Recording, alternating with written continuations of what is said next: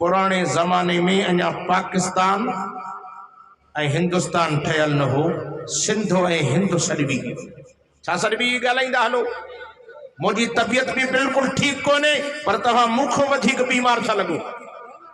ए साईं हिदायतुल्लाह जी मोहब्बत वठी आई है। हिंद के अंदर मदरसो हो दारुल उलूम देवबंद। अल्लाह की मेहरबानी से पुराना पुराना आलिम असांजा तो देवबंद में पढ़ी आया। सिंध के इलाके जो हिकिड़ो छोकरो वनी दारुल उलूम देवबंद में मदरसे में पढ़ण वयो। अगे जमाने जा छोकरा मदरसन में वींदा हा।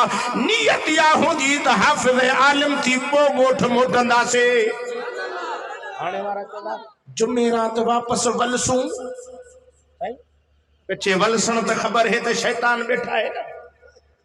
शैतान कोन छड़ींदुसि।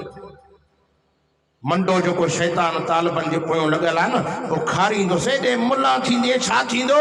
ऐं यकीनन अल्लाह की मेहरबानी सां आलिम थी वियो जो इंशाअल्लाह ताला बेड़ा ही पार थी वेंदसि। अबे अम्मा जी कब्र ते रहमत जो मींहुं पियो थी। पढ़ण वेंदा हा। नियत या हूंदी त आलिम ऐं हाफ़िज़ थी पोइ मोटंदासीं। छोकरो उते मदरसे में पढ़ण वियो। 2-3 साल पढ़ियो। ख़र्च खुटी पियुसि। मुल्क हिंदुनि जो आबादी हिंदु जी आ। कंहिंखो पैसा घुरा। हाणे त अल्लाह जी मेहरबानी सां तव्हां जहिड़ा नवाब माण्हू गरीब माण्हू मिसकीन माण्हू मदरसन में हर शइ पहुचाइनि था। ऐं तव्हां जी ख़ैरात मदरसन में जमो थिए थी। मदरसा हलन था। मानी मदरसे में पचे थी। पाड़े में मिले थी। अगे को मानी ॾियण लाइ बि तैयार न हो। दीन जे वेठो ही माण्हू न ईंदा।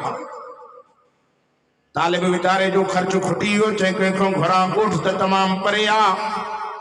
उते हिकड़े हिंदू दुकानदार ॾे लड़ी वियो ने हिंदू के चई मां मुसाफ़िर आहियां। हिते कुरान हदीस जो इल्म पढ़ण आयो आहियां। मूंखे कुछ पैसा भी रोक रक़म खपे कुछ सामान भी खपे। मां ॻोठ वेंदुमि पर अञा 2-3 साल हिते पढ़ंदुमि। जॾहिं ॻोठ वियुमि तो हिसाब कंदो वञ लिखंदो वञ जेतिरा पैसा थिया मोटी अची तोखे वापसि ॾींदुमि। मोटी अची तोखे वापसि ॾींदुमि। अगे मुसलमान सच्चा हा त काफ़रन वटि भी क़दुर हो। यार नाराज़ न थीजो। हाणे असां मुसलमान नाले में रहिया हूं पर हाल असांजो पूर्व आहे। ये आहे ला मां ग़लति थो ॻाल्हायां। शन मुसलमान जी मुसलमान वटका शायद चइबो अल्लाह रहम करे। असां नाले में मुसलमान रहिया हूं। एकड़ो वाणियो हिंदू हुयुसि। हिंदू वाणियो हो। उन जो राहक मुसलमान हो। असां जहिड़ो पक्को ईमानदार। काॾे के सफ़र ते वञे पियो पंहिंजे राहक खे चई ॻाल्हि ॿुध मुसलमान मां 6 महीना ॻोठ वापसि न ईंदुमि। घोड़ी थी मुंहिंजी हिन जी सार संभार बि लहजाई। गाह जा पैसा ॾियाई थो दाणनि जा पैसा ॾियाई थो। हिन खे खाराए जा पीआरे जाई। असां जहिड़ो पक्को मुसलमान हो। हे वाणियो हलियो वियो। घोड़ी विकिणी पैसा ही खपाए चई। 6 महीननि खां पोइ वाणियो वापसि आयो। जे सबा ॾे हवाल मां वारी घोड़ी जे तो वारी त मरी वई। जड़े कीअं मरी वई ठीक ठाक खुश चंगी भली ही जे मां त न मारियो मां अल्लाह मारियोसि न। जे भला अल्लाह मारियोसि को सॻु का निशानी ते हा उहो त मुंहिंजो पीउ बि ॾी। हमरा के बाह खां वठी सॼो झंग घुमाए घुमाए घुमाए शाम थी वई। जड़े काथे जैसे हित पई परे खां ॾिठई त मेह मुई पई। जैसे ए तो साडी घोड़ी। चढ़े मां वारी घोड़ी के सिंग त न हुया। मेह जो ॾिठई ते चई बीमारी सिंगन जी थी वई। घिरो कबर में तो खबर पे वे न परान मानू सा जुल्म ज्यादती करे पराया हक खाई कबर में घिरे थो। जे कबर में नांग जे कबर में टिछू जे कबर में तकलीफ आ उन कबर के ला भी सामान तैयार कर। इन मदरसन तो के हीरा तैयार कर दिना है। आलिम हाफिज तैयार कर दिना है। जिन तो के समझायो आ त परायो हक खाइण का पो कबर में ॾाढो ॾुखियो थी। बहरहाल उन छोकरे उनके चयो मां कुछ साल अञा पढ़ंदुमि। ॻाल्हि यादि आहे विसरी वई। मूंखे ओधर ते सामान भी ॾे पैसा भी ॾे। उन हिंदू हिनके चयो बाबा बिल्कुल वठंदो कर। पो 5 साल 6 साल उनको ओधर वठंदो रहियो। जॾहिं आलिम चयो दस्तार बंदी ॿधई उस्तादन मोकल ॾिनी सिधो उन हिंदू दुकानदार ॾे आयो। चओ न सुभान अल्लाह। हिंदू दुकानदार के जैसे माने ॻोठ तो वञा पर मेहरबानी करे हिसाब कर त केतिरा पैसा थिया। हिंदू जे अखियुनि मां ॻोड़ा पिया वहन। रोई जे पुट इन ॾींहुं हला मां तोखे कोन ॾिना हुयमि। मां इन ॾींहं लाइ तोखे ॾिना हम त मिठे मोहम्मद करीम जी हदीस नबी जो इल्मु पढ़ण आयो आहे। मन इन जे सदके अर्श वारो रब मूं ते बि राज़ी थी पवे। हिंदुनि क़दुरु कयो, रब हिंदुनि खे बि रंगी छॾियो। असां मुस्लमान कावड़िया वेठा आहियूं जे मुल्लनि छा कयो आहे, तव्हां मुल्लनि खे ॾिनो छा आहे? कावड़िया वेठा आहिनि जैसे मुल्लनि मुल्क खे विञाए छॾियो आहे। हुकूमत मुल्लनि जी आहे, बा मुल्लनि वटि कहिड़ी वज़ारतूं आहिनि? ये हिकु अधु मिलियो अथनि पोइ बि सड़नि था पिया। दुआ घुरो हिन धरतीअ ते इस्लाम जो कानून अचे ऐं इस्लाम जे कानून जा मज़ा ई पंहिंजा आहिनि। बहरहाल तवज्जो कयो। हिंदू दुकानदार चुस बाबा मूंखे दुआ कजाइन अल्लाह मूं ते शल क़यामत में राज़ी थी पवे। रब मूं ते दुनिया में भी का मेहरबानी करे। वो छोकरो वञी ॻोठ पहुतो त ॻोठ वारनि में ख़ुशी। अॻे ज़माने में को छोकरो पढ़ी ईंदो हो न ॻोठ में ख़ुशी थींदी हुई। हाणे चवंदा बाबा जमालिन जो छोरो आहे, असांजो छा? ॻोठ वारनि चयो बाबा हाणे ॻाल्हि ॿुधो, हाणे आलिम भी थी आयो आहे, हाफ़िज़ भी थी आयो आहे, दस्तार भी करे आयो आहे, छो न हिन खे उमिरो करायूं? पी कुराड़ो हुस रोए पियो चई मां वटि पैसा त कोन्हनि। चए बा तूं वॾी मेहनत कई आहे, जवानी में जेकॾहिं पुट को कमु वठे हा बि वठी सघे पियो, पन्नियुनि जा कम कारोबार सभु तो पे कया हा, लेकिन हिन खे इल्मु पढ़ाई क़ुरान हदीस जो। हाणे तोखे पैसनि ॾियण जी ज़रूरत नाहे, असां पाण में कुझु पैसा गॾु करे चंदो करे हिन खे पाक मुहम्मद करीम जो मुल्क मदीनो ॾेखारींदासीं। छोकरो जॾहिं उते पहुतो मके पाक में पहुतो, काबे जो तवाफ करे मां दुआ करण आयो आहियां अल्लाह सभिनी खे काबतुल्लाह जो तवाफ नसीब करे। आमीन त चओ। जेके जल्दी वञनि उहे ॾाढिया आमीन कनि, जेके 5 साल लेट वञनि भली उन्हनि जो आवाज़ बंदि रहे। ये तवाफ पियो करे छा पियो चवे? लब्बैक अल्लाहुम्मा लब्बैक ला शरीक लक लब्बैक। ये तवाफ के दौरान जो ॾिठे तो वो हिंदू दुकानदार भी तवाफ तो करे, पर उनकी घरवारी हिंदियानी भी तवाफ पई करे।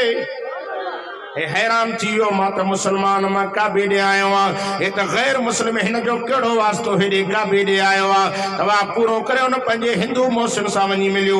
साईं तूं त गैर मुस्लिम, तूं त हिंदू आहे, तूं त नबीअ ते कलमो न पढ़ियो आहे, तूं काबे ॾे कीअं आयो आहे? उहो हिंदू रोई करे चवेसि त पुट मां हाणे हिंदू न आहियां, मां कलमो पढ़ी मुसलमान थी वियो आहियां। जे कीअं मुसलमान थे?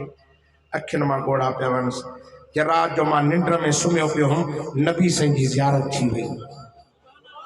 जेके चवनि निंड में हुज़ूर जी ज़ियारत थी उहे ॾाढिया सुभाणे अल्लाह कनि। वो कुरान पढ़ण वारनि जी, आलमनि जी, नेकनि जी, सालिन जी ख़िदमत कर। खुदा जो कसम नबी तो फरमाए को कहजो मेहमान जेके मदरसे में कुरान था पढ़नि, मां मोहम्मद अरबी जा मेहमान थव। तव्हां पूरी दुनिया जो चक्कर लगायो, स्कूली छोकरा सुबह जो 8 बजे तड़फलेल करे सुठा कपड़ा पाए टाई बधी करे स्कूली छोकरा स्कूल में वेंदा आहिनि। तव्हां मदरसन में अचो, असुर के टाइम ते आज़ान का पहिरियां उस्ताद उन्हनि खे उथारींदा आहिनि। उहे मासूम छोकरा वुज़ू करे पाक बणजी वुज़ू करे वञी मदरसे में वेही तॾे ते वेही करे कुरान भी पढ़नि था पिया, झूटनि था, पर खुदा जो कसम निंड जा लोॾा भी अचनि था, वेठा कुरान था पढ़नि। जिन जे कुरान पढ़ण जे करे रब अज़ाब ऐं मुसीबत टारियूं वेठो थी। ए कुरान वारनि जो एहसान थई तो थे, ए मदरसन वारनि जो एहसान थई जेके बच्चन खे कुरान था पढ़ाइन। ऐं जेकॾहिं तोखो चंदो वठी मदरसे में दाख़िल था करनि पोइ बि इन्हनि जो थारो थई। अजीज दोस्तों ऐं मुंहिंजा प्यारा भाइरो, के नबी साईं जी ज़ियारत थी वई। नबी साईं फरमायो आहे त हिंदू, पर मुझे कुरान वारे की खिदमत कई थी, मां मुहम्मद तो ते राज़ी आ, जल्दी कर कलमो पढ़ी मुसलमान थी, जन्नत जो ज़ामिन मां मुहम्मद आया। ते सुबह जो टाइम थियो, मां कपड़ा वपड़ा नवा पाए तड़बड़ करे तैयारी कयो, मथो कई आलिम मुसलमान जे हथ ते बैयत करे मुसलमान थिया।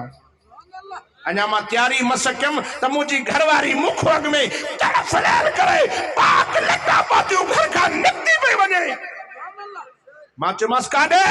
मूंखे ॼाणे, तूं ॼाण, तुंहिंजो मज़हब ॼाणे। मूंखे राति मिठड़े मुहम्मद अरबी जी निंड में ज़ियारत थी आहे, मां कंहिं आलिम जे हथ ते बैयत करे कलमो पढ़ी मुसलमान। नबी जे मेहमान जी खिदमत करण जे करे हिक रात में घरवारी के मुड़स के नबी साईं जी ज़ियारत थी थिए।